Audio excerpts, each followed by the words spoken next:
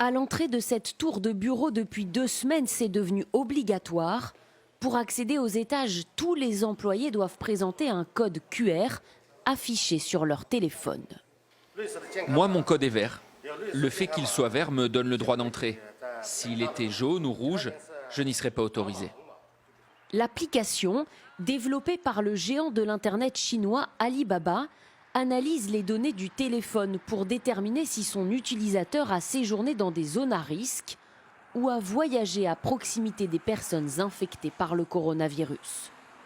En Chine, ce code QR est le nouveau sésame pour se déplacer.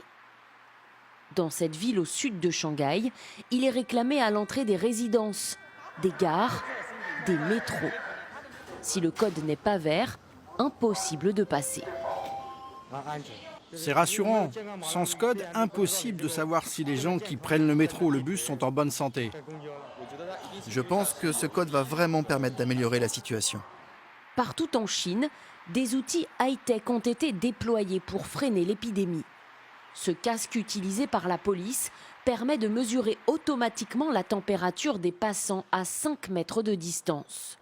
Dans le sud du pays, des drones s'approchent des voitures pour que les passagers scannent un code qui enregistre leur déplacement. Et à Pékin, ce centre de contrôle analyse les mouvements de population pour déterminer où se trouvent les personnes à risque. Le gouvernement veut utiliser le big data pour prendre les bonnes décisions dans sa lutte contre l'épidémie. Cela apporte des informations précises et efficaces. Dans le pays, il y a une autre application qui est très utilisée par la population chinoise. Elle permet de savoir s'il y a des personnes infectées par le Covid-19 autour de soi. Et par exemple, ici à Shanghai, la personne contaminée la plus proche de moi se trouve à moins de 2 km.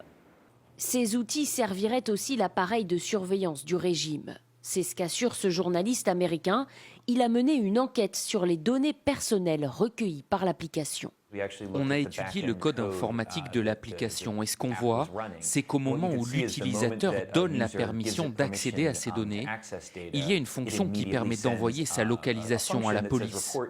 Et quand on y regarde de plus près, on s'aperçoit aussi que la police est derrière le développement de l'application. Au total, ce sont les données de plus de 50 millions d'utilisateurs qui sont ainsi envoyées aux autorités.